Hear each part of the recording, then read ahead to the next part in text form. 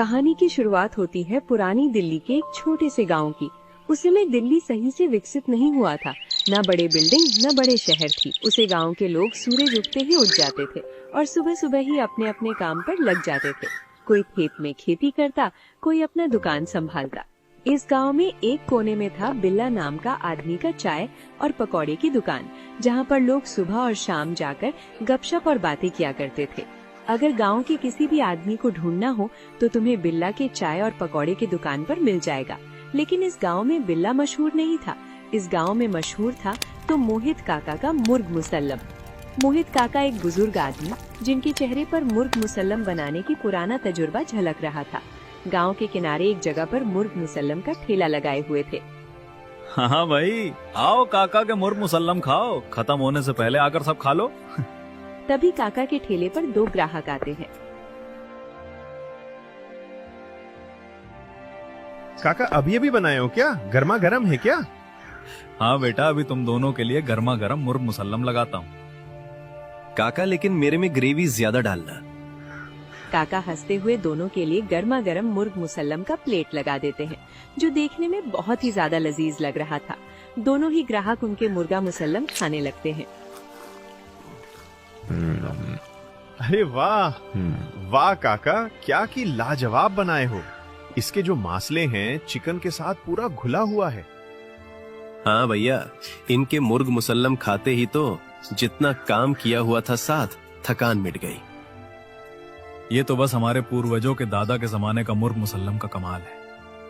और काका एक बात समझ नहीं आता, मुर्गा मुसल्लम तो साबुत चिकन के साथ बनाया जाता है, पर आप इसके टुकड़े टुकड़े करके क्यों बनाते हो?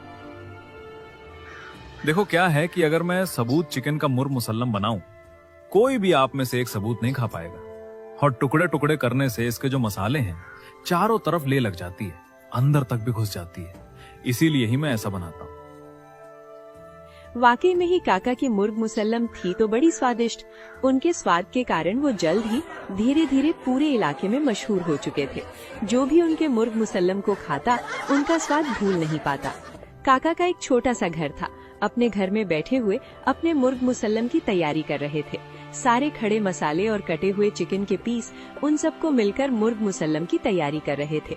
मुर्ग मसाला की खुशबू से रोज पास का एक कार्तिक नाम लड़का उनके पास मुर्ग मुसल्लम काका को बनाते हुए देखने के लिए आता था।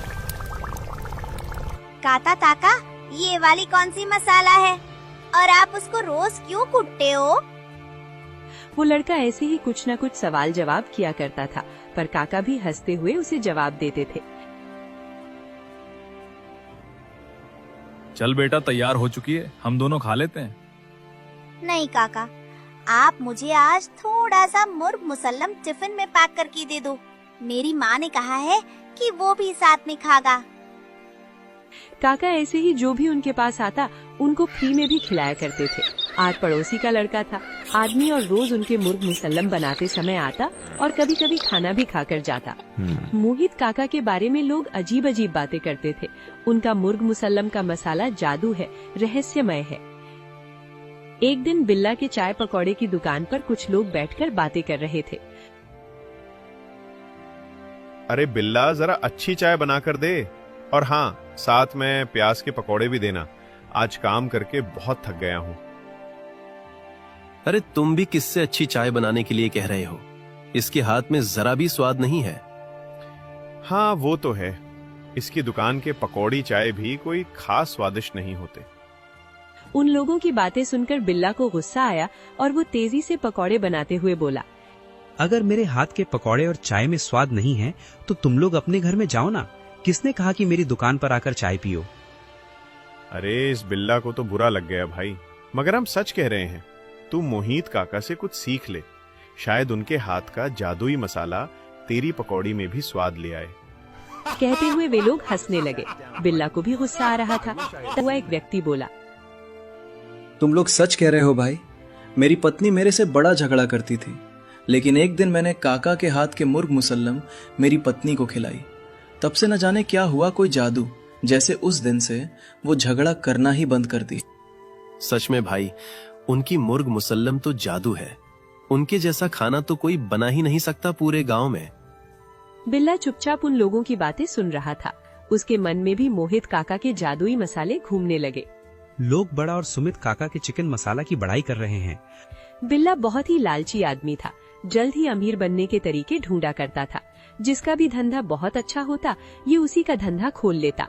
कभी समोसे वाला बन जाता तो कभी मटन वाला बन जाता, कभी बिरयानी बेचने लग जाता। एक तरह से कॉपी कैट कह लो बिल्ला को। बिल्ला उत्सुकता से उन लोगों से पूछने लगता है, आप लोग जो मसाले की बात कर रहे हैं वो क्या सच में जादुई है? भाई तुम्हें हमारी बातों पर यकीन नहीं तो एक बार उनके हाथ का चिकन मसाला टेस्ट करके देख लो, तुम्हें खुद यकीन हो जाएगा। क्या सोच रहे हैं बिल्ला, तू भी कहीं मोहित काका के जैसा मुर्ग मुसल्लम का तो दुकान लगाने का नहीं सोच रहा है? तेरी आदत जो है लोगों का धंधा कॉपी करना। आदमी की बात सुन सब लोग हंसने लगे, मगर बिल्ला को गुस्सा आ गया क्योंकि उसकी एक बुरी आदत थी। वो हर काम में धोखा करता, जो भी धंधा खोलना उसमें मिलावट कर देता और उसको अधिक दाम में लोगों को बेचकर पैसे कमाता।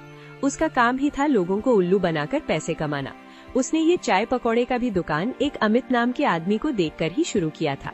इधर बिल्ला अपना मन ही मन में कुछ खुरापाती बात सोच रहा था। इन लोगों को मेरे बारे में जो सोचना है सोचने दो, बस एक बार वो मसाला मेरे हाथ लग गया तो मैं इन लोगों को अपने हाथ का स्वाद चखाऊंगा। लोगों को चिकन मसाला मिला मिलाकर करोड़पति बन जाऊंगा। मसाले के बारे में सोचते हुए उसके दिमाग में खतरनाक योजना बन गई। बिल्ला अपने घर में बैठा हुआ था, लेकिन उसे नींद नहीं आ रही थी। उसके दिमाग में बार बार एक ही ख्याल आ रहा था, जादुई मसाला। कैसा वो अगर वो मसाला मुझे मिल जाए तो मैं उसे शहर में बेच सकता हूँ। ये मोहित काका तो गांव में ही मुर्ग मुसल्लम बेचते हैं, मैं शहर में जाकर बेचूंगा। मेरे मसालेदार चिकन खाने के लिए लोग लाइन लगाकर खरीदेंगे, मैं करोड़पति बन जाऊंगा। जागती हुई आंखों से उसने करोड़पति के पूरे सपने देख लिए। सपनों में बड़े बड़े रेस्टोरेंट और मसाला बनाने की फैक्ट्री भी बन गई। उसने तय कर लिया उसे उस मसाले का राज चुराना ही होगा, मगर कैसे? लोग कहते हैं कि वो बुद्धा अपना जादुई मसाला किसी को नहीं बताती, कैसे उसके मसाले तक पहुंचूंगा? अब बिल्ला के मन में हर वक्त जादुई मसाले की बात घूम रही थी। अगले दिन मोहित काका ने अपना मुर्ग मुसल्लम का ठेला लगा लिया था। लोग उनके हाथ की चिकन मसाला खाने के लिए आ रहे थे। आज के दिन बिल्ला भी उनके पास चिकन मसाला खाने चला जाता है। बिना कुछ कहे उनका मसालेदार चिकन खाने लगता है। वाह भाई, लोग तो सच कह रहे थे, काका के मसाले में तो जादू है। मैंने ये भी सुना है इनके चिकन मसाला खाते ही लोग सच बोलने लगते हैं। इसलिए बिल्ला चुपचाप उनके वहाँ का चिकन मसाला खाकर वहाँ से चला जाता है। उसके मन में हमेशा जादू मसाला घूम रहा था। उसके बाद बिचला उन्हें काका के घर पर नजर रखना शुरू किया। वो चुपचाप उन्हें काम करते हुए देखता। उसे कुछ समझ में नहीं आया कि उनके इतने मसालों में से जादुई मसाला कौन सा जादुई मसाला है। इनकी रसोई पर नजर रखते हुए कितने दिन हो गए हैं, मगर कुछ भी समझ नहीं आ रहा। उस मसाले तक कैसे पहुंचूं? वो जो बच्चा इनके पास रोज मुर्गा मुसल्लम खाने आता है, उसी के घर वालों को पूछता हूँ। उसके बाद बिल्ला उसे पड़ोसी के घर में जाता है।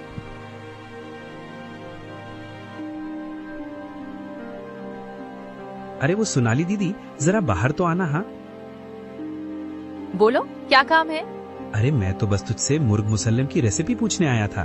तुम्हारा लड़का रोज इनके वहाँ खाना बनाते हुए देखा है, तो इसे तो पता ही होगा ना। हाँ, मेरा बेटा वाले को उनके यहाँ खाने जाता है और बनाते हुए भी देखा है, पर काका ने कभी जादुई मसाले की चर्चा नहीं की है। मैं रोज पता करने की कोशिश करती हूँ। अगर मुझे पता होता तो मैं खुद का मुर्ग मुसल्लम का ढाबा ना खोल लेती। उसके बाद बिल्ला वहाँ से गुस्से से चला जाता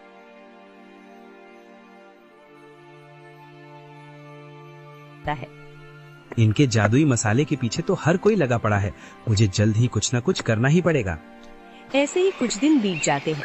ऐसे ही रोज रोज नजर रखते एक दिन काका सब डिब्बा से एक अलग ही डिब्बा खोलकर कुछ देख रहे थे। उस डिब्बे को खोलते हुए उनके चेहरे पर मुस्कुराहट आ गई। डिब्बा बहुत पुराना था।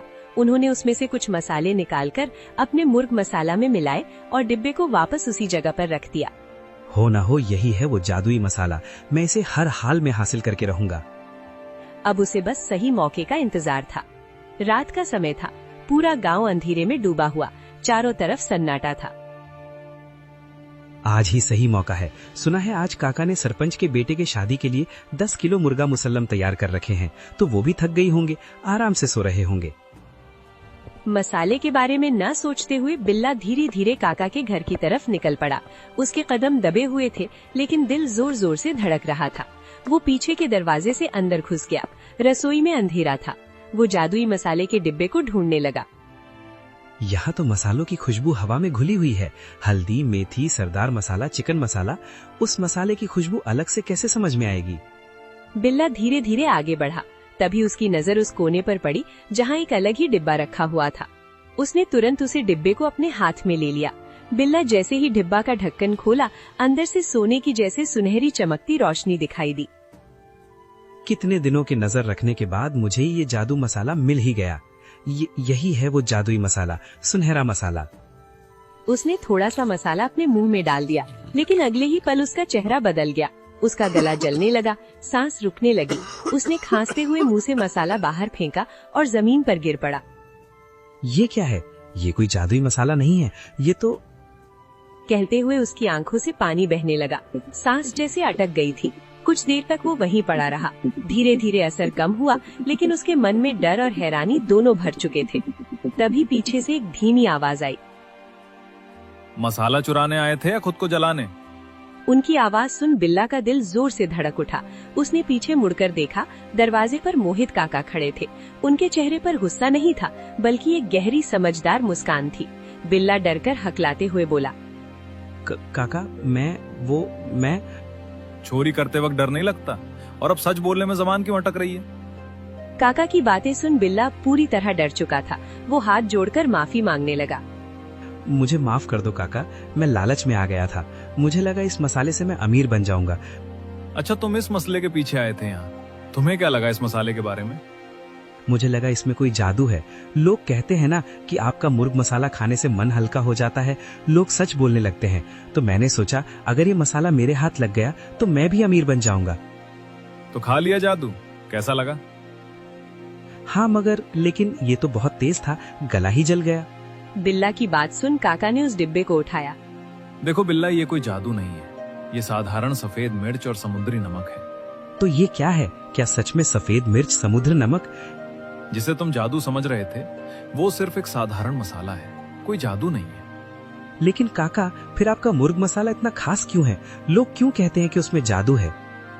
हाँ, मेरा बनाया हुआ मुर्गा मुसल्लम बहुत खास है और जादुई भी, क्योंकि असली जादू मसाले में नहीं, बनाने वाले के मन में होता है। मैंने अपने पुरखों से सीखते हुए आ रहा हूँ। और ये मेरे बाल धूप में सफेद नहीं हुए बेटा, बल्कि ये सालों पुराना तजुर्बा के कारण सफेद हुए हैं। मुझे बचपन से मुर्ग मुसल्लम बनाना आता है। मैंने सही मसाले, अच्छे सामान से ही मुर्ग मुसल्लम बनाया, और मैं अपनी जवानी तक आते आते उसे इतने अच्छे तरीके से स्वाद और रगंत में डाल दिया हूँ कि लोगों से जादू कहते हैं। बिल्ला उनकी बातें सुन कुछ बोल नहीं पाया। उसकी नजरें झुक गईं। काका अपनी जगह से खड़ी हुई और उन्होंने वो मसाले का डिब्बा उसकी जगह पर रखा और फिर आगे बोली, तुम क्या करते हो? दूध में पानी मिलाते हो, तौल में धोखा देते हो, पकौड़े में मिलावट करते हो, फिर उम्मीद रखते हो कि तुम्हारे हाथ में स्वाद आ जाएगा। ऐसे स्वाद में ही आता है। काका की ये सारी बात बिल्ला के दिल पर सीधी लगी। वो चुपचाप हो गया। उसे कुछ समझ में नहीं आ रहा था कि वो उनकी बातों का क्या जवाब दे। बेटा, जब इंसान ईमानदारी से काम करता है ना, तो उसका असर लोगों के दिल पर पड़ता है। इसीलिए जब लोग मेरा मुर्ग मुसल्लम खाते हैं ना, उनका मन हल्का हो जाता है, क्योंकि उन्हें उसमें सच्चाई का स्वाद मिलता है। काका, मैंने हमेशा गलत रास्ता चुना। जल्दी पैसे कमाने के चक्कर में मैंने कभी मेहनत करना नहीं सीखा, मगर मुझे समझ में आ गया कि मैं गलत था। मुझे माफ कर दो। कोई बात नहीं, अभी देर नहीं हुई है बिल्ला। तुम अभी भी अच्छे इंसान बन सकते हो। क्या मैं अभी अच्छा काम कर सकता हूँ? तुमने भी आपके जैसा मुर्ग मुसल्लम मसाला बना सकता हूँ। क्यों नहीं, लेकिन पहले एक वादा करना होगा। वादा? कैसा वादा काका? अब से कभी धोखा नहीं दोगे और मेहनत से काम करोगे। मैं वादा करता हूँ काका, अब किसी को धोखा नहीं दूंगा। हमेशा मेहनत से काम करूंगा। तो ठीक है, कल सुबह से मेरे साथ काम पर आना। मतलब आप मुझे मुर्ग मुसल्लम बनाना सिखाओगे? हाँ, लेकिन मसाले का सीक्रेट नहीं, मेहनत करना। अगले दिन सुबह सूरज की पहली किरण के साथ बिल्ला काका के घर पहुंच गया। सोचो काका ने उसे पहले काम क्या दिया होगा। काका, मैं आ गया, बताओ क्या करना है? बस तुम्हें मेरा ठेली लगाना है, आके हिसाब देना है, फिर बर्तन साफ करना है, फिर तुम्हारी छुट्टी। काका की बात सुन बिल्ला थोड़ा निराश हुआ। उसे लगा था कि काका उसे कोई मेहनत का काम देंगी। बस इतना ही काका, मुझे लगा आप मुझे मुर्ग मुसलमान बनाना सिखाओगे। शुरुआत हमेशा थोड़े से ही होती है। बिल्ला चुपचाप काम करने लगा। पहले दिन, दूसरे दिन, तीसरे दिन वही ठेला लगाना और बर्तन साफ करना। 1 हफ्ते तक यही काम किया। शुरू में उसे गुस्सा आता था, लेकिन फिर धीरे धीरे उसे समझ आने लगा कि काम छोटा या बड़ा नहीं होता, महत्वपूर्ण ये होता है कि उसे कैसे किया जाए। कुछ दिनों बाद काका ने उसे मसाले कूटने को दिया। ये मसाला ही मुर्ग मुसल्लम का असली स्वाद होता है। धीरे धीरे बराबर ताकत से कूटना ताकि मसाले का स्वाद बरकरार रहे। पहली बार बिल्ला ने ध्यान से काम किया, कोई जल्दबाजी नहीं दिखाई, पूरे लगन से काम किया। धीरे धीरे उसने काका का विश्वास जीत लिया। एक दिन काका ने उसे मुर्ग मुसल्लम बनाने को कहा, मगर वो डर गया। मैं आपके जैसा मुर्ग मुसल्लम नहीं बना सकता, गलत हो गया तो कोई बात नहीं, गलती से ही सीखते हैं। काका के कहने पर उसे एक हौसला मिलता है और वो मुर्ग मुसल्लम बनाया।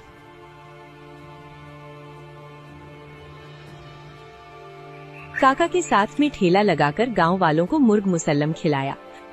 अरे भैया, खाकर बताना, मैं काका से मुर्ग मसाला बनाना सीखकर खुद ही बनाया है। उन लोगों ने उनका मुर्गा मसाला खाया, फिर उन्होंने हंसते हुए कहा, आखिरकार तू काका के साथ रहकर अच्छा खाना बनाना सीख ही गया। लगता है आप तो सुधर गया है, अच्छा खाना बना रहा है। आप तो हम तुम्हारे पास ही आएंगे।